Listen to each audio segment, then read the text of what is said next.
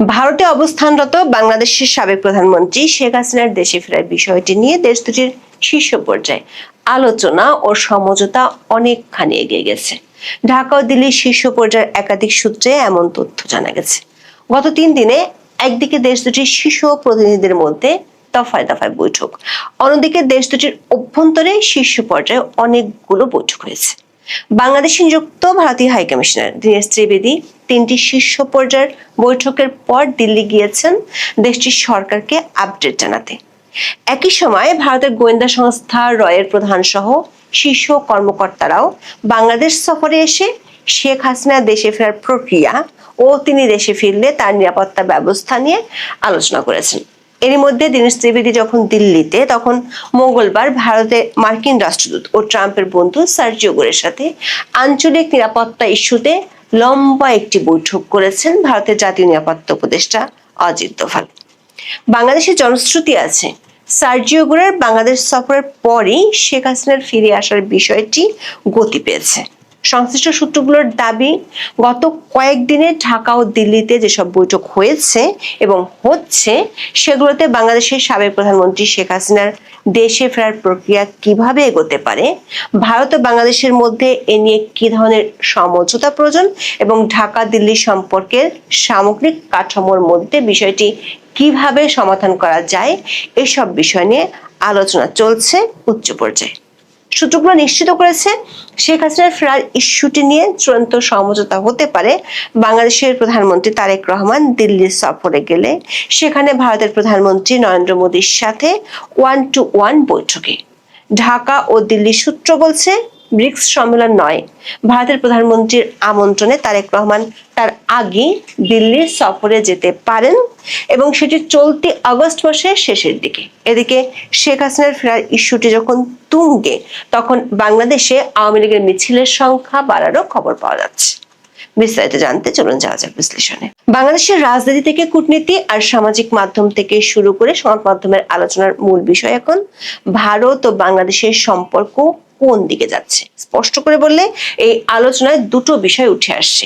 এক, দিল্লিতে অবস্থানরত বাংলাদেশের সাবেক প্রধানমন্ত্রী শেখ হাসিনার ফেরার আলোচনা, আর দুই, বাংলাদেশের বর্তমান প্রধানমন্ত্রী তারেক রহমান ঠিক কবে ভারত যাচ্ছেন বা আদৌ যাচ্ছেন কিনা। যদিও ঐতিহাসিকভাবে পানি বন্টন থেকে শুরু করে সীমান্ত সমস্যার, বাণিজ্য থেকে শুরু করে আঞ্চলিক নিরাপত্তার ইস্যুগুলোই ভারত বাংলাদেশের সম্পর্কের ক্ষেত্রে বেশি আলোচনা হয়ে থাকে, কিন্তু দেশ দুটির সম্পর্ক নিয়ে সাম্প্রতিক আলোচনার সবচেয়ে বড় ইস্যু হলো সাবেক প্রধানমন্ত্রী শেখ হাসিনার বাংলাদেশে ফেরা। গত 10 জুলাই তিনি আন্তর্জাতিক সংবাদ মাধ্যমকে প্রথমবারের মতো দেয়া টেলিফোন সাক্ষাৎকারে বলেছিলেন, আগামী ডিসেম্বরের মধ্যে তিনি বাংলাদেশে ফিরে আদালতে আত্মসমর্পণ করে আইনি লড়াই লড়বেন। প্রথম দিকে শেখ হাসিনার বিরোধী পক্ষগুলো এই ঘোষণাটিকে তার রাজনৈতিক স্ট্যান্ডবাজি হিসেবে মন্তব্য করলেও দৃশ্যপট ঘুরে যেতে থাকে জুলাইয়ের শেষ দিকে। ভারতে নিযুক্ত মার্কিন রাষ্ট্রদূত ও ডোনাল্ড ট্রাম্পের ঘনিষ্ঠ বন্ধু সার্জিও গোর বাংলাদেশ সফরে এসেছিলেন 30 জুলাই। সেই সফরে গোর ঢাকায় বাংলাদেশ সরকারের শীর্ষ মহলের পাশাপাশি বাংলাদেশে নিযুক্ত ভারতীয় হাইকমিশনার দীনেশ ত্রিবেদীর সাথে বৈঠক করেছেন। কূটনৈতিক সূত্রগুলো বলছে, গোরের ওই সফরে বাংলাদেশের রাজনৈতিক পরিস্থিতি এবং শেখ হাসিনার ফেরার বিষয়টি নিয়ে আলোচনা হয়েছে। যদিও ভারত, বাংলাদেশ ও যুক্তরাষ্ট্র কোনো পক্ষ থেকে এই বিষয়ে আনুষ্ঠানিকভাবে কিছুই জানানো হয়নি। তবে সার্জিও গোরের ঢাকায় এসে অন্য একটি দেশের রাষ্ট্রদূতের সাথে বৈঠকের বিষয়টি বাংলাদেশের রাজনৈতিক ও কূটনৈতিক মহলে বেশ আলোচনার জন্ম দিয়েছিল। এরপর 5 আগস্ট প্রথমবারের মতো শেখ হাসিনা দিল্লিতে কোনো পাবলিক ফোরামে আনুষ্ঠানিকভাবে বক্তব্য দেওয়ার ঘোষণা আসলে নড়ে চড়ে বসে বাংলাদেশ সরকারের শীর্ষ মহল। দিল্লিতে বসে পাবলিক কোনো ফোরামে শেখ হাসিনার বক্তব্য দেওয়ার ঠেকাতে ভারত সরকারের সহযোগিতা চেয়েছিল বাংলাদেশ সরকার, কিন্তু ভারত সরকার জানিয়ে দিয়েছিল বেসরকারি কোনো অনুষ্ঠানের আয়োজন নিয়ে তাদের কিছুই করার নেই। তবে শেখ হাসিনা সেই অনুষ্ঠানে যা বলেছেন তাতে দেশটির কোনো সমর্থন নেই। শেষ পর্যন্ত শেখ হাসিনার ওই সংবাদ সম্মেলনটি রয়টার্সের মতো আন্তর্জাতিক সংবাদ মাধ্যমও সরাসরি সম্প্রচার করেছিল এবং ব্যাপক সাড়া ফেলেছিল, যদিও শেখ হাসিনা সেই অনুষ্ঠানে নতুন করে কিছুই বলেননি। তবে ওই সংবাদ সম্মেলনের পর ভারত বাংলাদেশের সম্পর্কের উত্তেজনা বাড়ে। বাংলাদেশের পররাষ্ট্র মন্ত্রণালয় তড়িৎ কড়া ভাষায় প্রেস বিজ্ঞপ্তি দেয়। 9 আগস্ট বাংলাদেশের পররাষ্ট্রমন্ত্রী খলিলুর রহমানের সাথে বৈঠক করেন ভারতের হাইকমিশনার দীনেশ ত্রিবেদী, যেখানে তিনি বলেছিলেন নরেন্দ্র মোদী ও তারেক রহমানের সাথে বৈঠক হলে সব সমস্যার সমাধান হয়ে যেতে পারে।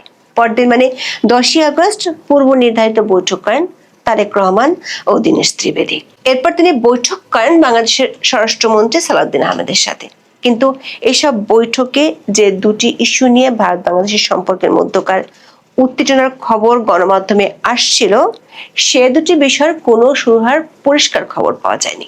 তবে এরই মধ্যে চমক জাগানো খবর ছিল ভারতের গোয়েন্দা সংস্থা রিসার্চ অ্যান্ড অ্যানালাইসিস উইং বা রয়ের প্রধান পরাগ জৈন সহ 4 শীর্ষ কর্মকর্তারা আকস্মিকভাবে একদিনের ঝটিকা সফরে ঢাকা এসেছিলেন।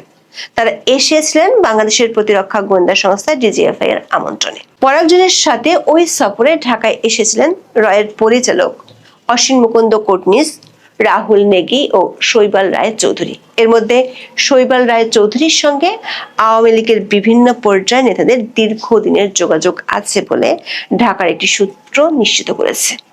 আবার 24 ঘন্টার মধ্যে বাংলাদেশের 3টি হাই প্রোফাইল বৈঠক শেষ করে দিল্লি গিয়েছেন ভারতীয় হাইকমিশনার দীনেশ ত্রিবেদী। এসব বৈঠকের আলোচ্য সূচি বিশেষ করে শেখ হাসিনার দেশে ফেরা এবং তারেক রহমানের ভারত সফর নিয়ে সামাজিক মাধ্যম থেকে শুরু করে সংবাদ মাধ্যমে ব্যাপকভাবে আলোচনা হচ্ছে। ঢাকা ও দিল্লির সূত্রগুলো বলছে শেখ হাসিনার দেশে ফেরার ইস্যুটি 2 সপ্তাহে অনেকখানি এগিয়ে গেছে। সূত্রটি বলছে যত আলোচনা হোক না কেন শেখ হাসিনা দেশে ফিরছেন এটি নিয়ে সংশ্লিষ্ট একাধিক দেশের প্রতিনিধি একক সিদ্ধান্তে পৌঁছেছেন। সেই সিদ্ধান্তে পৌঁছার পর পরবর্তী ধাপের করণীয় ঠিক করতে রয়ের কর্মকর্তারা ঢাকায় এসেছিলেন। নর্থ ইস্ট নিউজের 10 আগস্টের খবরে বলা হয়েছিল শেখ হাসিনা বাংলাদেশ ফেরার পর তার নিরাপত্তা প্রক্রিয়া কি হবে সেটি নিয়ে আলোচনা করতে ভারতের এই গোয়েন্দা কর্মকর্তারা ঢাকায় গিয়েছিলেন। দিল্লি ও ঢাকার দুজন কূটনীতিক বলছেন জুলাই মাসের মাঝামাঝি সময় যখন শেখ হাসিনার দেশে ফেরার আলোচনা শুরু হয়েছিল তখন বাংলাদেশ সরকারের শীর্ষ মহল থেকে প্রথম দিকে নানা ধরনের বক্তব্য আসছিল। বিশেষ করে তিনি দেশে ফিরতে পারবেন না, বাংলাদেশে তিনিও তার দল আওয়ামী লীগ রাজনীতি করতে পারবে না, তারপর ফিরলে তাকে গ্রেপ্তার করা হবে, এয়ারপোর্ট থেকে ধরে ফাঁসি দিয়ে দেওয়া হবে, এমন বক্তব্য এসেছে। তবে সোমবার একাধিক বৈঠকের পর মঙ্গলবার প্রধানমন্ত্রী তারেক রহমানের তথ্য উপদেষ্টা জাহিদুর রহমান বলেছেন শেখ হাসিনা দেশে ফিরলে তাকে পূর্ণ নিরাপত্তা দেওয়া হবে। শুধু পূর্ণ নিরাপত্তাই নয়, সাথে তিনি যাতে বিচারের মুখোমুখি হতে পারেন সে ব্যবস্থাও করা হবে। অথচ কয়েকদিন আগেই সরকারের শীর্ষ মহল থেকে বলা হয়েছিল শেখ হাসিনা যেখানে আসুক তাকে গ্রেপ্তার করা হবে। সূত্রগুলো বলছে বাংলাদেশ সরকারের প্রতিনিধি যে আনুষ্ঠানিকভাবে শেখ হাসিনা নিরাপত্তার কথা বলছে এটি 10 আগস্টের রয়ের কর্মকর্তারা বাংলাদেশে আসার আগে কখনোই শোনা যায়নি। এখানে প্রশ্ন হলো শেখ হাসিনার নিরাপত্তা বলতে বাংলাদেশ সরকার কি বোঝাতে চায়? একাধিক সূত্র বলছে শেখ হাসিনা দেশে ফিরলে কোথায় রাখা হবে, সেখানকার নিরাপত্তা ব্যবস্থা কেমন থাকবে, বাচ্চু রাজাকার মতো দণ্ডিত ব্যক্তিদের গ্রেপ্তার না করে শেখ হাসিনাকে সরকার গ্রেপ্তার করলে কি প্রতিক্রিয়া দেখা দিতে পারে, এসব বিষয় নিয়ে এখন দেশ দুটির প্রতিনিধিদের মধ্যে আলোচনা চলছে। বাংলাদেশের কারা অধিদপ্তরের একজন ঊর্ধ্বতন কর্মকর্তা নাম প্রকাশ না করার শর্তে বলেছেন ইতিমধ্যে তারা উপরের নির্দেশে ভিভিআইপি বন্দী হিসেবে বিশেষ কারাগারের প্রস্তুতি নেওয়া শুরু করেছেন। তবে ঢাকা ও দিল্লি সূত্রগুলো বলছে শেখ হাসিনার ফেরার বিষয়টি নিশ্চিত হলেও তিনি কোন প্রক্রিয়ায় ফিরবেন সেটা নিয়ে জটিলতা রয়ে গেছে।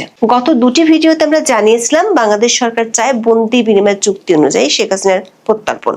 শেখ হাসিনা 5 আগস্ট থেকে ভারতে আছেন। ওই বছরের 20 থেকে 27 ডিসেম্বর বাংলাদেশের অন্তর্বর্তী সরকার শেখ হাসিনাকে ফেরত চেয়ে ভারত সরকারকে 2টি চিঠি দিয়েছিল।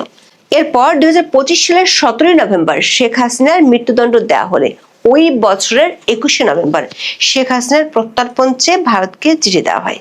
ভারত সরকার এসব চিঠির জবাবে আনুষ্ঠানিকভাবে সবশেষ 11 আগস্ট বলেছে তারা বাংলাদেশ সরকারের এই আবেদনের আইনি দিকগুলো পরীক্ষা নিরীক্ষা করে দেখছে। এমন আনুষ্ঠানিকতা সত্ত্বেও আসল খবর হলো ভারত সরকার শেখ হাসিনার প্রত্যর্পণ নয় প্রত্যাবর্তনের প্রস্তাব দিয়েছে।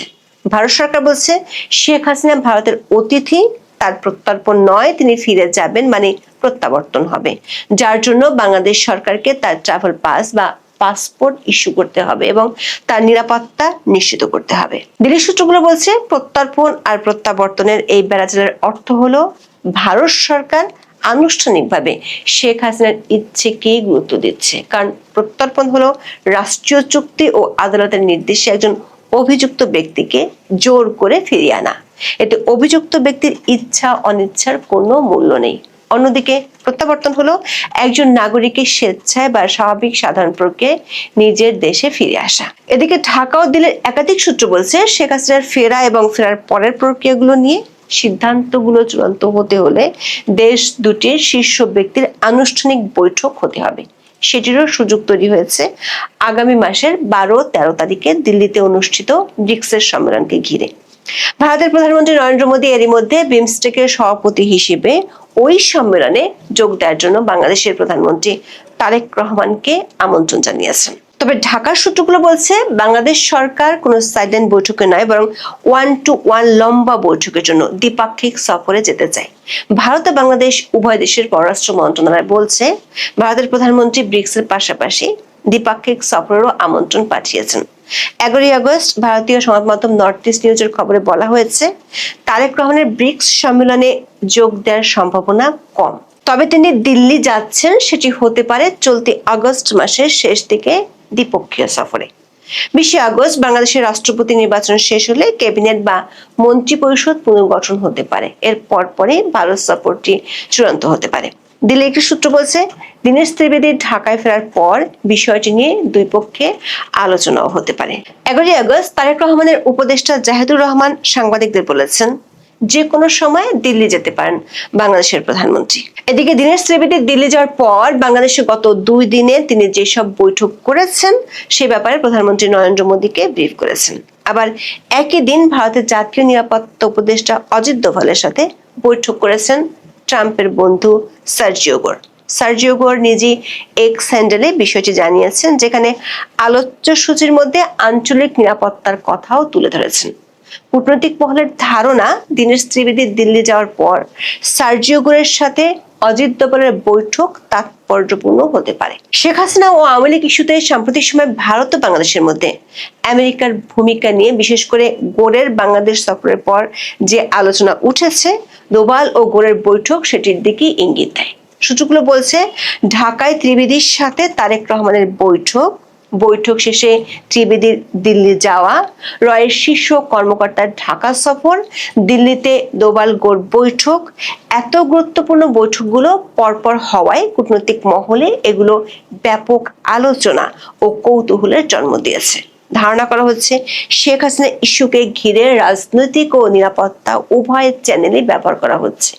এই দুই চ্যানেলে আগামী কয়েকটি সপ্তাহ খুবই গুরুত্বপূর্ণ হয়ে উঠতে পারে এমন ইঙ্গিত মিলেছে ঢাকা ও দিল্লির কূটনীতিকদের কাছ থেকে।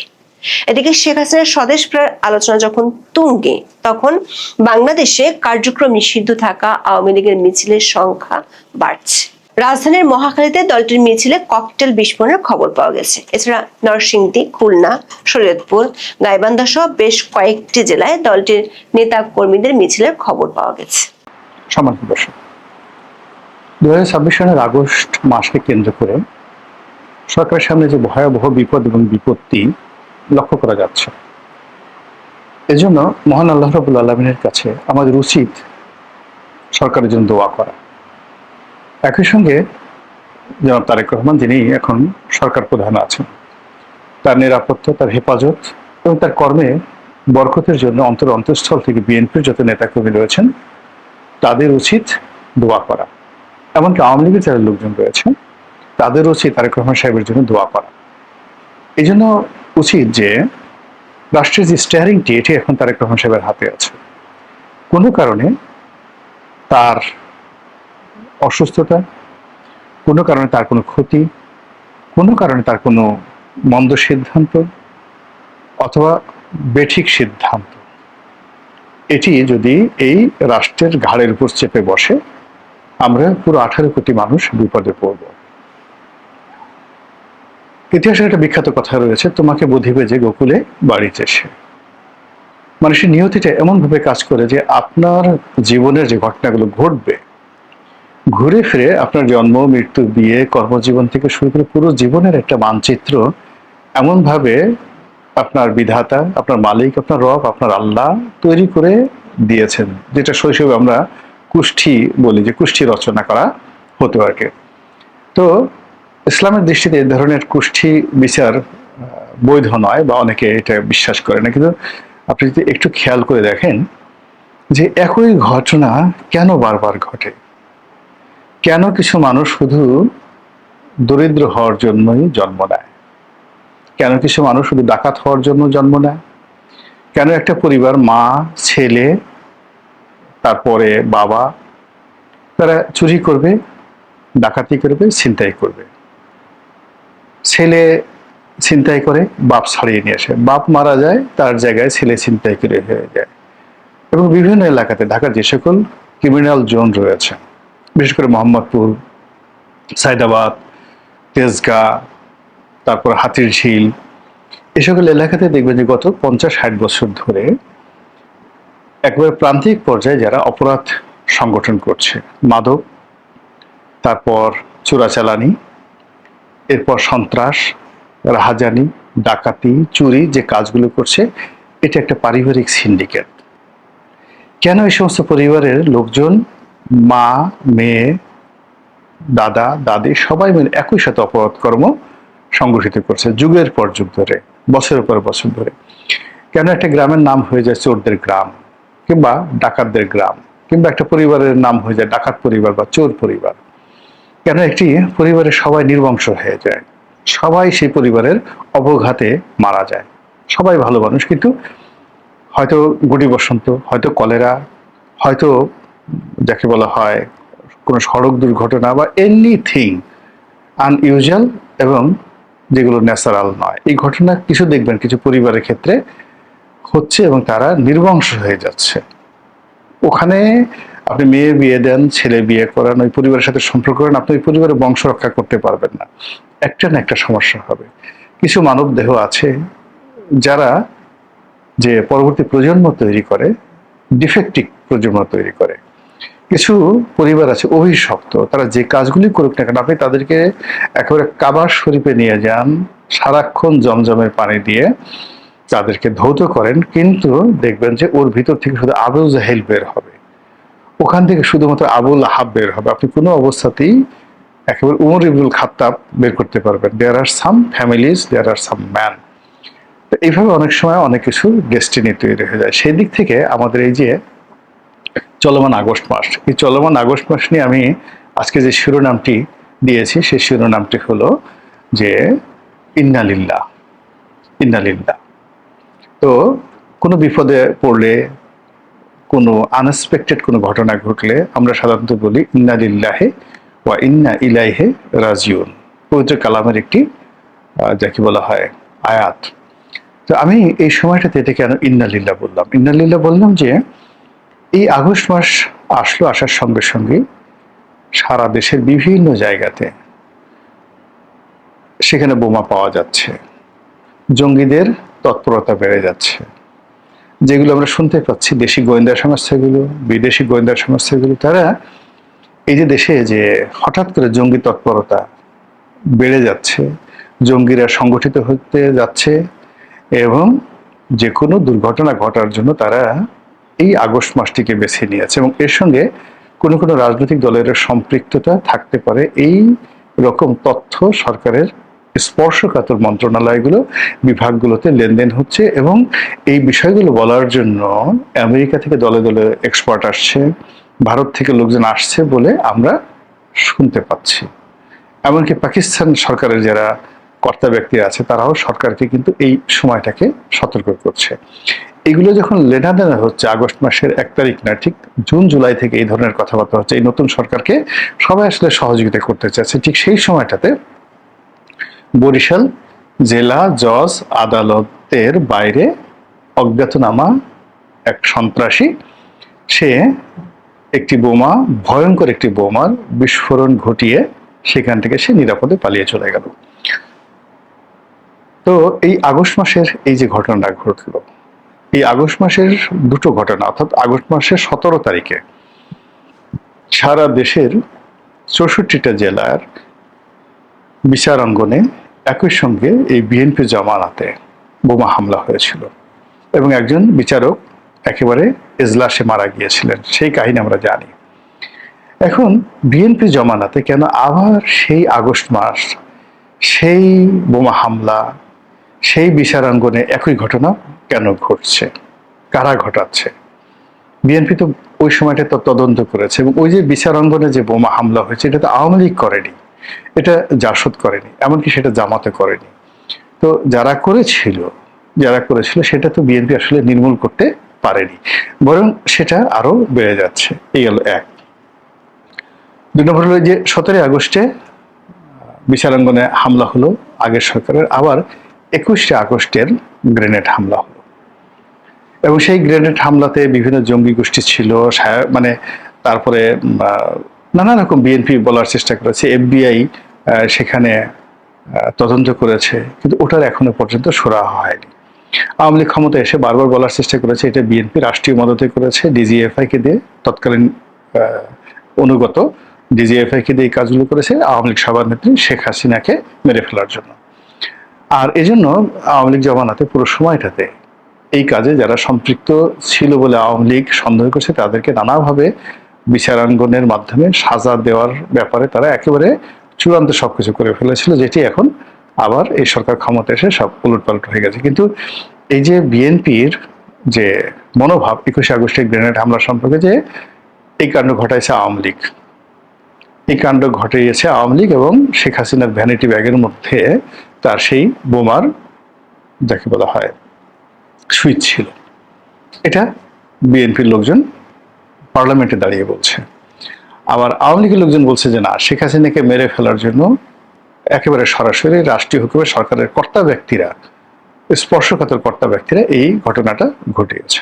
তাহলে দেখুন, মানে পরস্পর বিরোধী দুটো রাজনৈতিক শক্তি পাওয়ার 21 আগস্টে গ্রেনেড হামলা নিয়ে কি কথাবার্তা বলছে। কিন্তু ঘটনা হলো যাই হোক না কেন, 21 আগস্ট গ্রেনেড হামলা হয়েছে, 17 আগস্ট সারা দেশে বোমাবাজি হয়েছে এবং এই কাজের সঙ্গে যারাই জড়িত তারা সাধারণ মানুষ নয়।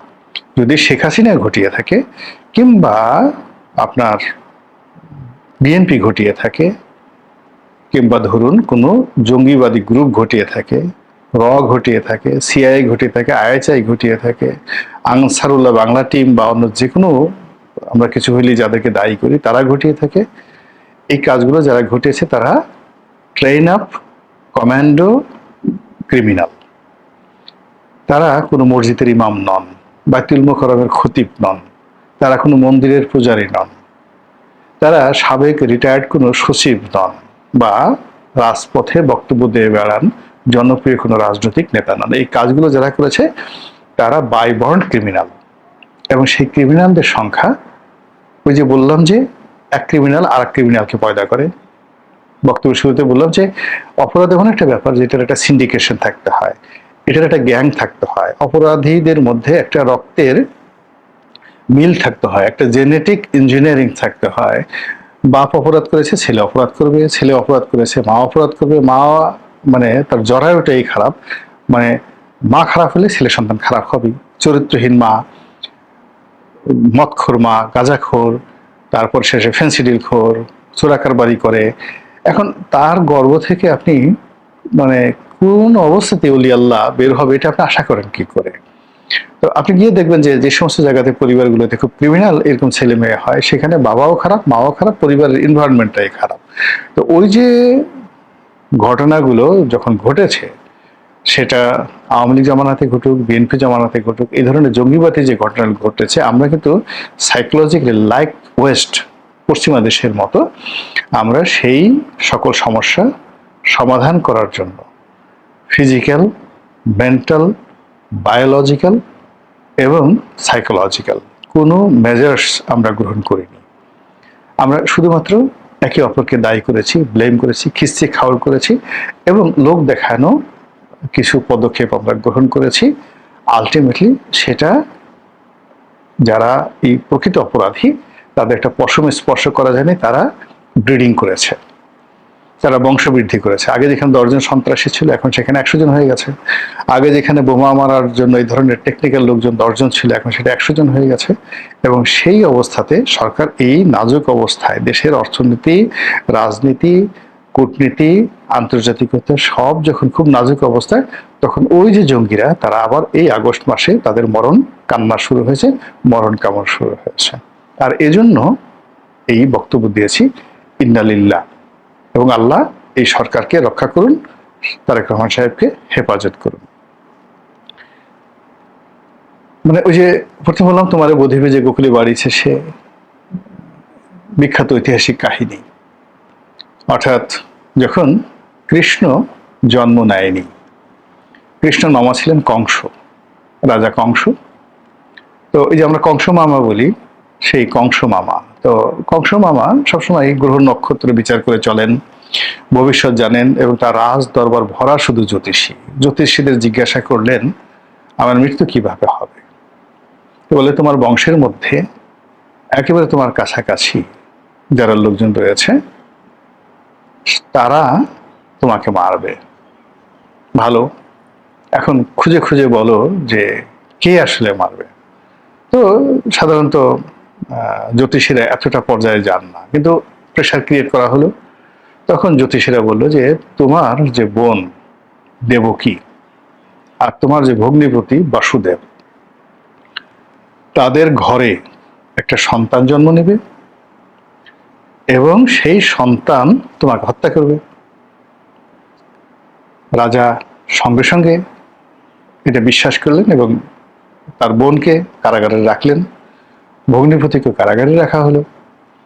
কিন্তু এই যে দুজন দম্পতি, মানে দম্পতি যাদের ভিতর রাজ রক্ত রয়েছে, তো তাদের এই অসহায় করুণ অবস্থা দেখে কারারক্ষীরা একটা সময় বিগলিত হতো। তারা তো এত কিছু জানতো না। তারা দেখতো যে এই রাজকুমারী আর রাজকুমারীর স্বামী সেই কারাগারে বন্দি অবস্থায় আছে পাশাপাশি। একটা সময় তাদের মধ্যে মিলনের ব্যবস্থা করে দেয় কারারক্ষীরা এবং সে প্রেগন্যান্ট হয়ে যায়। এখন তো যিনি চিফ কারারক্ষী, আইজি প্রিজন, তিনি ভারী বিপদে পড়ে গেলেন। কোনো অবস্থায় এটা যদি বাদশা জানা যায় তার জীবন চলে যাবে। আর এটা যদি কারাগারের মধ্যে যদি এই বাচ্চা হয় তাহলে কি হবে। সে তখন করলো কি, এই খবর তার রইল না। কারাগার ধরেন কাশিমপুর কারাগারে কি আছে এটা তো তারেক রহমান সাহেবের জানার কথা না, বা আওয়ামী লীগের কোন নেতা বা কোন নেত্রী কারাগারের মধ্যে আছেন, কোন কারারক্ষী তার সাথে খারাপ কি আচরণ করছে, এটা তো আসলে সম্ভব না তারেক রহমান সাহেবের কাছে। তো কংস ঘুমাচ্ছেন, এদিকে বোন প্রেগন্যান্ট হয়ে গেছে, বাচ্চাও হয়ে গেছে, আর আইজি প্রিজন যিনি আছেন তিনি সেই বাচ্চাকে নিয়ে কারাগারের বাইরে গোকুলে, অর্থাৎ একটা গোয়ালার ঘরে তাকে লালন পালনের দায়িত্ব দিলেন। এবং তখন বিশ্বাস করতো যে রাজরক্ত যদি ঝরে, মাটিতে ঝরে বা কেউ মারে, তাহলে তার 14 গোষ্ঠী জাহান্নামে যাবে, নরকে যাবে। তো এইভাবে যখন চলতে থাকলো, অনেকদিন চলে গেল। হঠাৎ করে কংসের মনে হইলো আরে বহু বছর হয়ে গেল, তার বোন তার ভগ্নিপতি তো জেলখানাতে রয়েছে, কই তো বাচ্চা কাচ্চা এখন হলো কি করে। তো সে জ্যোতির্বিদদেরকে জিজ্ঞাসা করলো যে কই তোমাদের ভবিষ্যৎবাণী কি হলো, কে আমাকে হত্যা করবে, বাচ্চাটার কাছে তো হইলো না। তখন সে বলল তোমারে বধিবে যে গোকুলে বাড়িছে, সে কাজ হয়ে গেছে এবং তুমি যার ভয় করছো সে বেড়ে উঠতেছে, কৃষ্ণ বেড়ে উঠছে। এই হলো কাহিনী, নিয়তির কাহিনী। তো সেই দিক থেকে এই যে সিমটম গুলো আসে, সেই সিমটম গুলো জানতে হবে, বুঝতে হবে। এই আগস্ট মাসে কেন এই বোমা হামলা হবে, এই আগস্ট মাসে একটা দুটো না, সিরিজ অফ, মানে আওয়ামী লীগের জন্য যেভাবে এই আগস্ট মাসে তারা ক্ষমতা হারিয়েছে, আগস্ট মাসে বঙ্গবন্ধু মানে উপরে হামলা করে পুরো ফ্যামিলিটাকে নির্বংশ করে দেওয়া হয়েছে। আবার এই আগস্ট মাসে 21শে আগস্টের গ্রেনেড হামলা, 5ই আগস্টের ক্ষমতা হারানো, তারপরে 15ই আগস্টে এই যে পুরো ফ্যামিলির উপর যে গজব, এটা যেমন আগস্ট মাস আওয়ামী লীগের জন্য একটা বিরাট অভিশাপের মাস, কিন্তু বিএনপির জন্য এটা মধুচন্দ্রিমা নয়। বিএনপি কোনো অবস্থাতেই এই আগস্ট মাসে বিএনপির কোনো সুসংবাদ ঘটেনি। তাদের ক্ষমতা হারানো থেকে শুরু করে তাদের যত দুর্ভোগ দুর্দশা সবকিছু কিন্তু এই আগস্টকে কেন্দ্র করে ধুমায়িত হয়েছে। ইমিডিয়েটলি এর ইফেক্ট হয়নি, কিন্তু অতীতে যে ঘটনাগুলো ঘটেছে আপনি সেগুলো যদি মূল্যায়ন করে দেখবেন যে সেই ঘটনা বা দুর্ঘটনার ফল তারা পরবর্তীতে পেয়েছে এবং তার ফলে তাদেরকে কিন্তু ক্ষমতা হারাতে হয়েছে। তো সেই দিক থেকে 2026 সালের যে আলামত, আগস্ট মাসের যে আলামত, এই আলামতগুলো অতীতের মতো কেন আবার শুরু হলো এত দ্রুত? সরকার ক্ষমতা আসছে মাত্র 6 মাস, এটা তো 27 সনে হতে পারতো, 28 সনে হতে পারতো। তাহলে আমরা মনে করতাম যে প্রকৃতির ঠিক আছে একটা লীলা খেলা চলছে এখানে, কিন্তু প্রকৃতির লীলা খেলা কেন 6 মাসের মধ্যে ঘটছে? এখানে মনে হচ্ছে যে প্রকৃতি বোধ হয় অধৈর্য হয়ে পড়েছে। প্রকৃতি বোধ হয় তার লীলা খেলা খুব দ্রুত বাস্তবায়ন করার জন্য সে তার ক্রিয়াকর্ম শুরু করেছে। আর এজন্যই শুরুতে আমি বললাম ইন্না লিল্লাহ এবং দোয়া প্রার্থনা করলাম। আপনাদের যাদের দয়া হয়, ভালো মনে করেন, আপনারা দোয়া করুন। দোয়া করা সবার জন্য কল্যাণকর। নেতিবাচক চিন্তা করা, কাউকে বদদোয়া দেওয়া, অভিশাপ দেওয়া, এটা আপনার নিজের মধ্যেই বিষ সৃষ্টি করবে এবং আলটিমেটলি যারা বদদোয়া দেয় বেশিরভাগ ক্ষেত্রে তারা নিজেরাই বিপদে পড়ে। কিন্তু আপনি যদি সুহাসিস করেন, মানুষের কল্যাণ কামনা করেন, আপনার শত্রু যে হোক তারও কল্যাণ কামনা করেন, একটা সময় আল্লাহর রহমত এবং বরকত আপনাকে আশ্রয় দেবে, ছায়া দেবে এবং আপনার পথে সব বাধা দূর করে দেবে। মহান আল্লাহ আমাদের সবাইকে হিদায়াত দান করুন এবং হেফাজত করুন।